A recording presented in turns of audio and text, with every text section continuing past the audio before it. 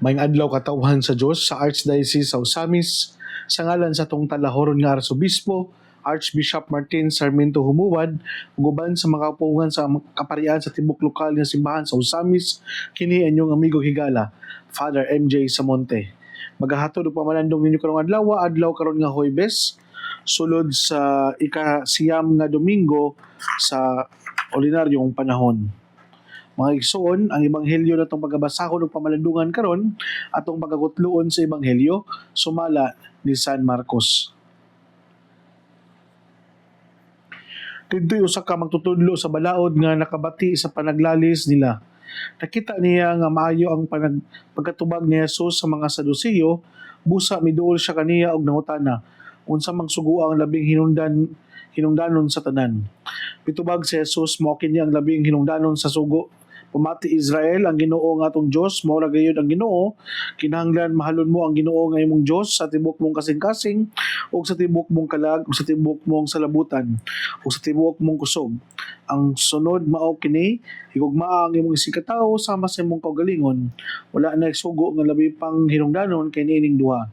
Ang magtutudlo sa balaod miingon kang Jesus, husto ka na magtutudlo tinuod nga imong gisulti nga ang Ginoo lamang mao'y Dios ug walay laing Dios kawas kaniya. Busa ang tao kinahanglan magmahal sa Dios sa tibok niyang kasing-kasing ug sa tibok niyang salabutan ug sa tibok niyang kusog. O kinahanglan higugmaon niya ang iyang gisikatawo ingon sa iyang kaugalingon. May mas maayo nga ang pagtuman ining duha sa kasugo kaysa pagdala og mananap nga sunugon ibabaw sa halaran o paghatag og ubang mga halad ngadto sa Dios. Nakaalinggat si Jesus nga maalamon kayo ang iyang tubag, busa siya mingon kaniya, dili kalayo sa gingharian sa Dios o wala na gayoy nangahas sa pagpangutana kaniya. Mga igsuon ang ebanghelyo sa Ginoo. Daigon ikaw o Kristo. Belated Presbyteral Ordination Anniversary for your 3rd year sa pagkapari, Reverend Father Romel Rodinas, ang parochial vicar diha sa St. John the Baptist Parish, Jimenez. O karon usab atong gisaulog ang death anniversary of Father Daniel O'Connell, usa ka Columbanong pari. Ug mga igsoon, nagkaduol na kita sa ato ang gipangandaman ang CBCP plenary, ang retreat sa mga kaparian ug ang pontifical coronation sa ato ang mahal Birhen, ang Birhen sa Kuta dinhi sa katedral.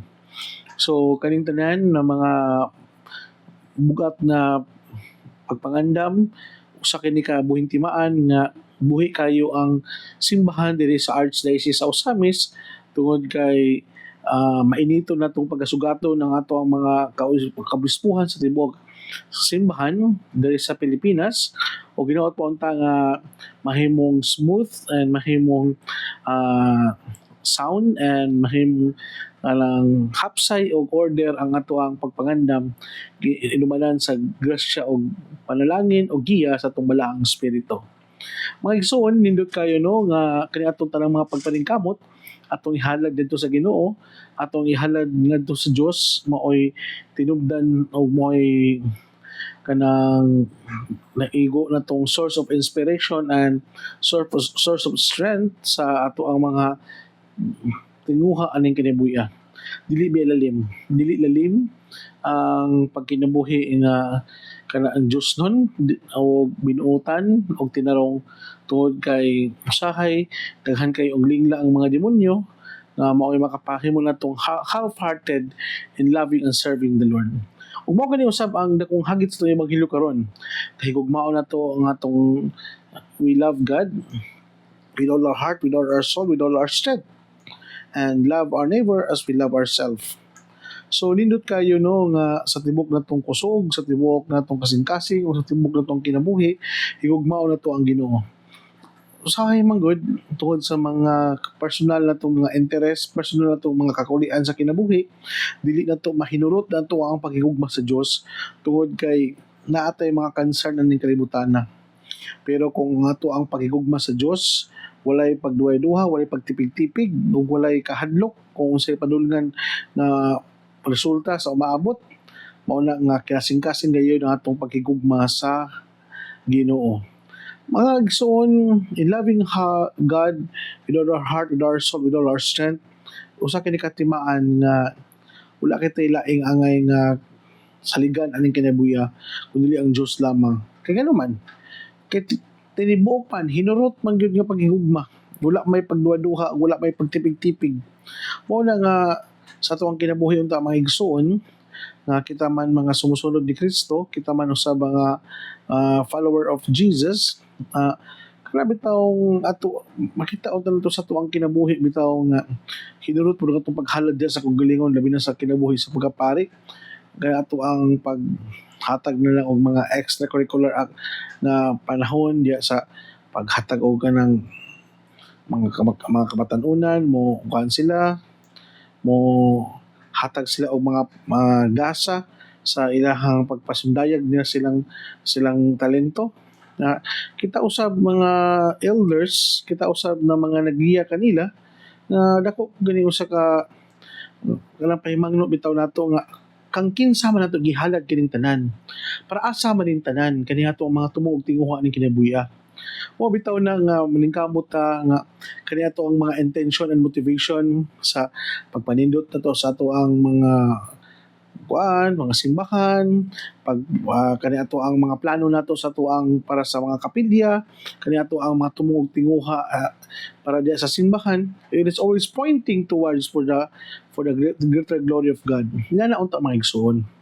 Dili bitaw ingon nga gibuhat nato ni for our own merit and reward, for our own consumption, for our own kanang sa tuang kita ra po mo makabenepisyo.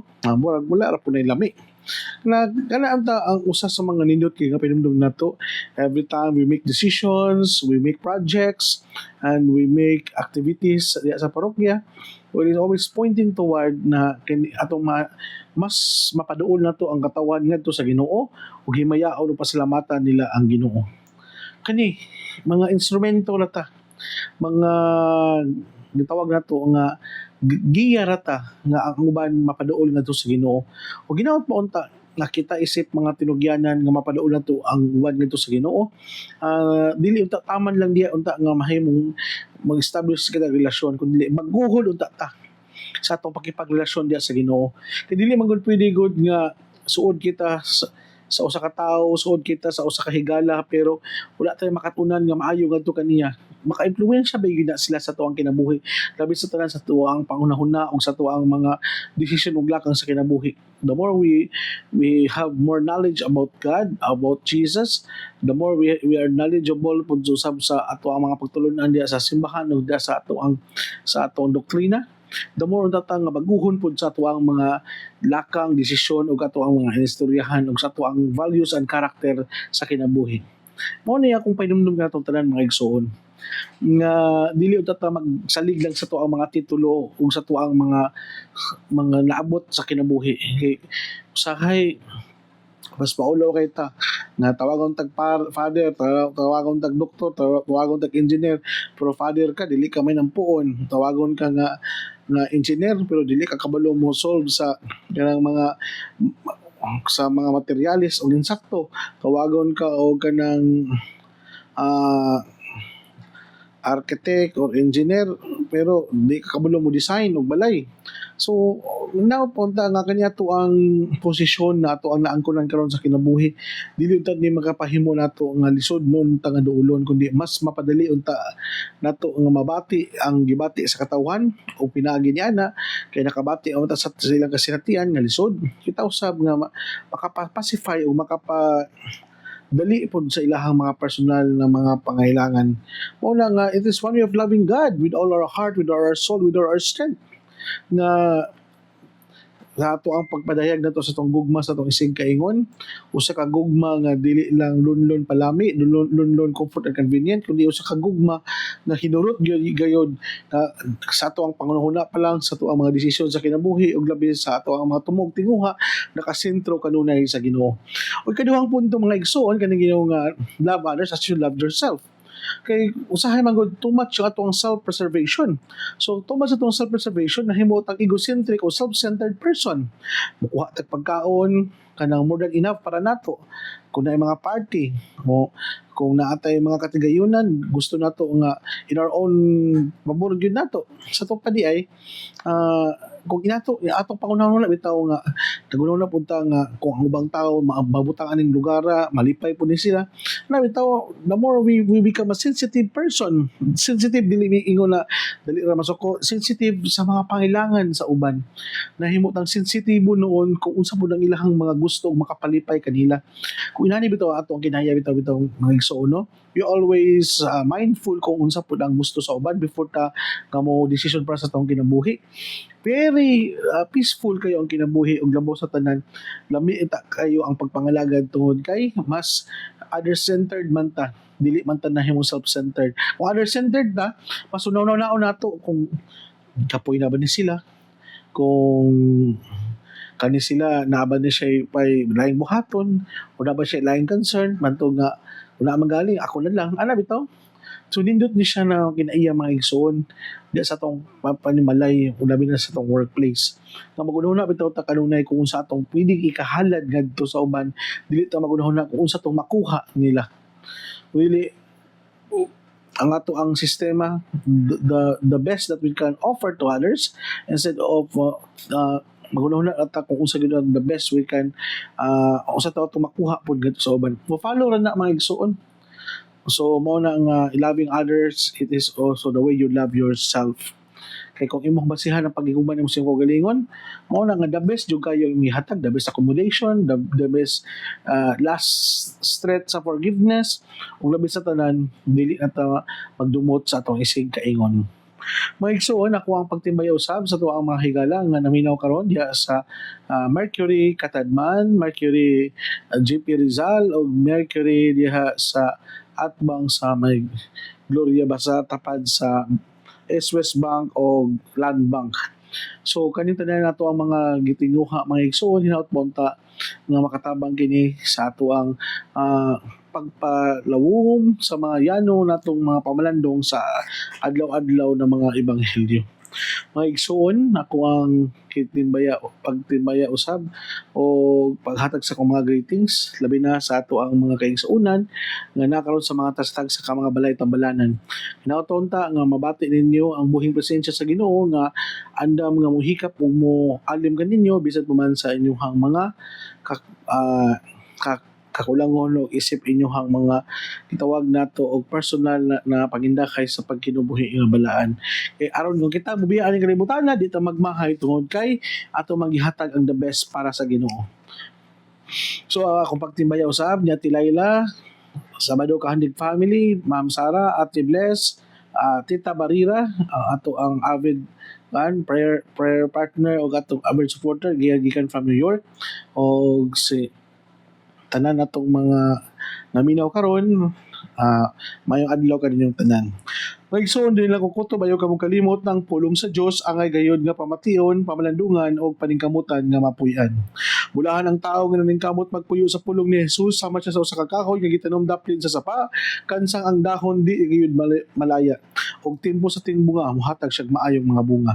Hinaot pa unta na kining tanan natong dungog og gipamalandungan makadabag kanato sa pagkinabuhi nga balaan ug moay magdala kanato sa tong gitinguha og padulungan ang gingharian sa langit agi pangandoy sa matag binunyagan. Igsuon ug manausab uban sa pangama sa tumahal nga birhen natong gitawag dinhi sa misnon ang birhen sa kuta ang Dios unta magapanalangin kanato sa ngalan samahan sa anak sa Espiritu Santo. Amen.